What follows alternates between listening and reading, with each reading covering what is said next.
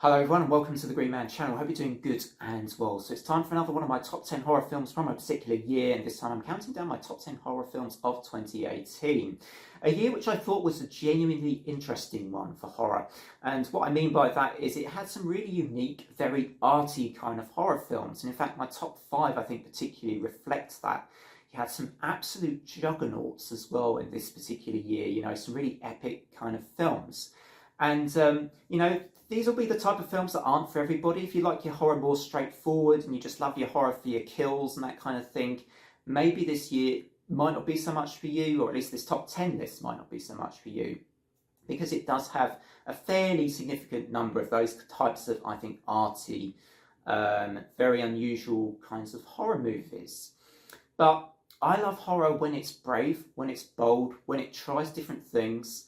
I'm also a sucker for visuals and sound design, and I think that may very well come across with quite a few of these selections in this list. But man, I love horror when it's really daring. I mean, one of the things I love most about horror is when it's bold, when it pushes boundaries and it tries to make you think in slightly different ways than you might have thought before. It's one of the reasons I love horror. And it's also one of the reasons I get quite passionate about horror, because I love it when it tries to do new things too. And it doesn't always revisit territories we've seen 1,000 times before. So anyway, I'm going to start here with my number 10, which is one of those very bizarre, arty horror films. It definitely won't be for everybody. This is a French film directed by Gaspar Noé. It's called Climax. It's a really interesting film. I've said that already, and I'll probably say it a few more times in this video. For the first half of the film, it's got lots of these dance sequences, lots of choreography, lots of music. It also has a bit of a documentary interview type thing going on with the characters involved in the film. I like this film most when it gets to the halfway mark and it goes disturbing and it goes completely all directions crazy. It reminds me a little bit of Requiem for a Dream, that film in its second half. So if you like that kind of disturbing, disorienting style of horror, I think you might enjoy Climax, particularly its second half. The reason it's not quite higher for me is I did find it like a little too much focused in on its own, its own arty elements, but it did enough as well to keep me on board for the film. So because of that, it's made my number 10. That's Climax by Gaspar Noé, French film from 2018. Now moving on to my number 9, got a film directed by Dominic Hartel. This is an Austrian film, which is a bit more of a straightforward film, I think in its style at least. It's a group of 20-somethings going partying in Croatia. And there's a killer on the loose, right? We've all heard this sort of setup before. It's very much the slasher setup, but I think it did enough. I think it did enough to keep me entertained. It has a very dark twist towards the end, which was a little unexpected. A little bit of a Scream setup, but a darker setup than the Scream films had. I like the film though. I thought it was interesting. I thought it was entertaining enough, at least. Certainly entertaining enough. Some good kills in the film that were genuinely quite shocking, the way that they unfolded. And yeah, I thought this film was actually kind of entertaining. At least, I think the reason this is made my top 10 is I remember enjoying it a lot more than I'd expected to. So that's why Party Hard Die Young has made it to my number 9.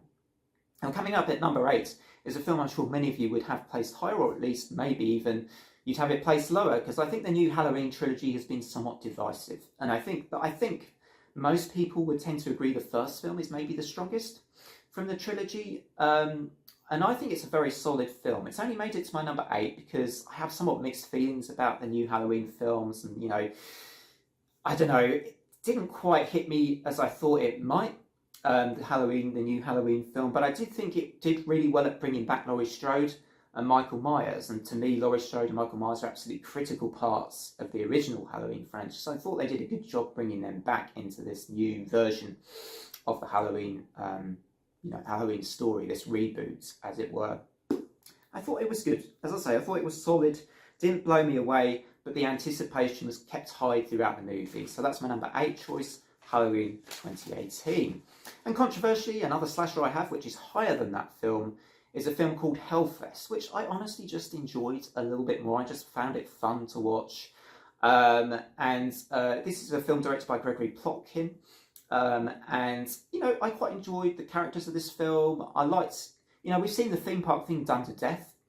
No pun intended there, but we've seen theme parks done in slashers a lot. But I like the way they did the theme park thing in this film. They used some cool props. I thought that the kills were really, really strong. And of course, we love kills in horror, don't we? I mean, it's one of the things we go to horror for, I suspect, many of us, particularly in slashers. And I thought that this was just a good slasher. And that's Hellfest from 2018. Now, moving on to my number 6. Another film which, has kind of been done a lot before, but I liked this film's take on that subgenre of horror, the kind of rape revenge subgenre of horror. This was a film called Revenge, directed by Cory Fargat.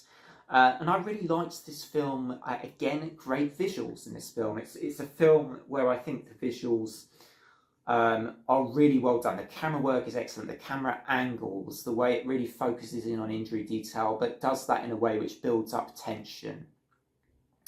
Really like the lead performance in this film, Matilda Lutz. I think she gets you invested in her character's different aspects very well. And she is amazing, and that's why Revenge has made it to my number 6 in my top 10 horror films from 2018. Like I say, it's been done a lot again, but it's done in a way which I think just ramps up tension really well. And again, I'm a sucker for good stylistics in horror film, good visuals. I think this is another one of those kind of films. Now, I said my top 5 were all juggernauts in this particular year. And we start with The Juggernaut, a film which is widely talked about in horror now, certainly in modern horror arenas. A lot of people talk about Hereditary, which is my number 5 from Ari Aster.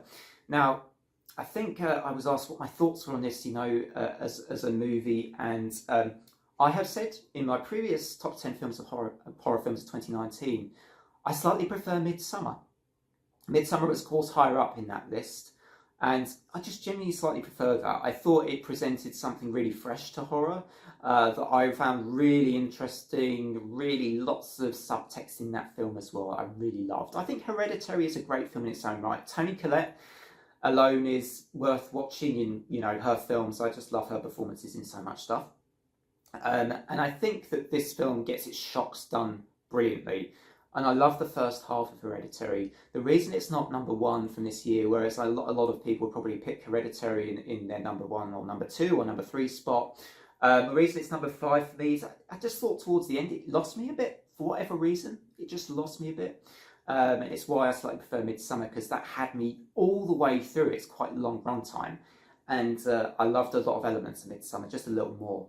But Hereditary, still a great movie, still an epic, and it's my number 5 from my top 10 horror films in that year. Coming in number 4, I've got Summer of '84, an 80s throwback, kind of horror mystery film that I think does the 80s throwback very well. Think Stranger Things once again, it's kind of got a little bit of a goomishness about it with the boys, the teenage boys in the film, I think too. It's a little bit cheesy at times, but it does things really, really well. And I think Rich Sommer is quite an underrated actor. I mean, he was in Mad Men, and he plays the villain really he seems really nice, but you can tell there's a creepy underneath to him, and just maybe there's a slight bit of falseness, but he doesn't give away too much of that dark side. So you're wondering, is he really the villain? And that's done really, really well. I think that Summer of '84, also the lead kid in it that plays Davy is fantastic too. Getting you invested in his character very well, good performance from him. Summer of '84, therefore, is my number 4. Coming in at number 3, we've got and I'm talking about a very unique film here called Cam, which follows a cam girl called Alice throughout the film. And, a lot of people would probably think, a film about a cam girl is probably very one-dimensional and shallow, but it's anything but that. It's multi-dimensional. The way it develops Alice's character and follows her around, shows her story. Because this was actually written by somebody that was a cam girl, it talks about those experiences in a way which makes that actually relatable, right? It makes it, you sort of invest in her as a character, or follow, at least, find everything about what she's doing more interesting. The way the family kind of find out as well is done extremely well. So yeah, you might think, looking at this film at first and sort of in the early parts that you might think, this film isn't for me. But it's really clever at what it does. It's really clever, and I think don't judge this film too soon, because it's actually a fantastic horror film, a Netflix release from 2018 that deserves a lot more love than it currently gets. I mean, 5.9 out of 10 on IMDb. What's that all about? Are people judging this film a bit for what it is? I don't know. But it's better than you probably think this is. So give Cam a chance. Number 2, we have got a divisive one. Because, of course, Dario Argento directed the original classic Suspiria. This Suspiria film, directed by Luca Guadagnino, I think is fantastic. Now, it's another one of these very arty films, but I think it gets its artiness done very well. There's enough character work, I think, that brings you into the story. It brings you into this dance company.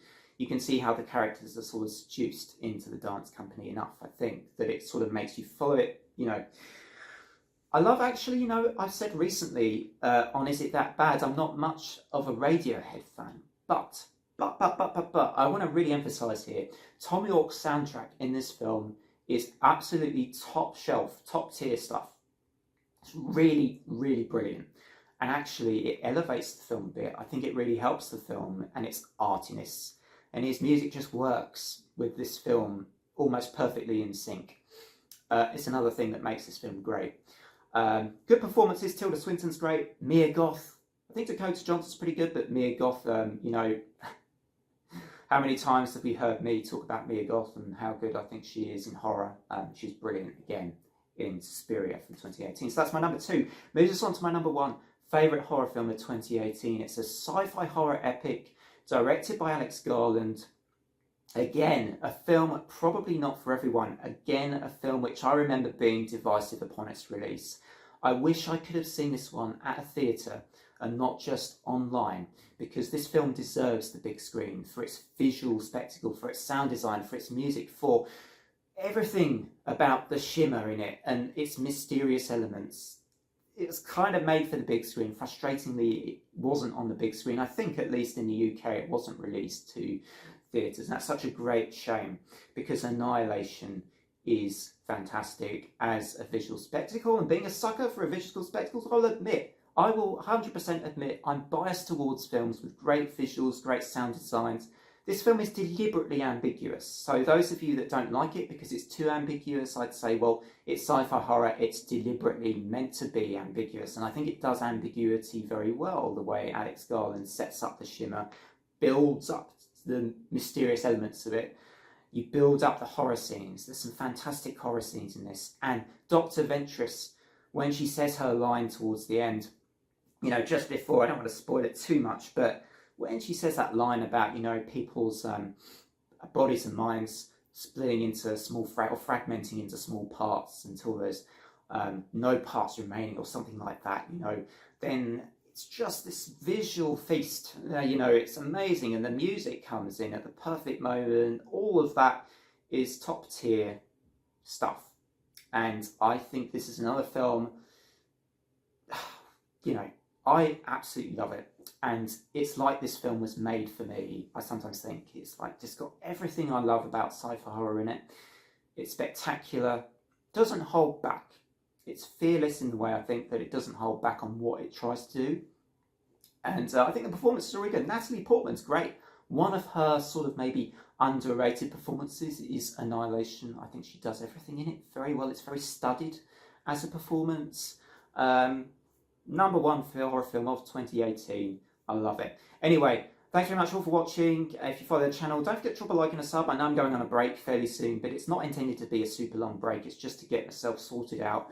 But otherwise, for me, hope you've enjoyed this. And until next time, it's bye for now.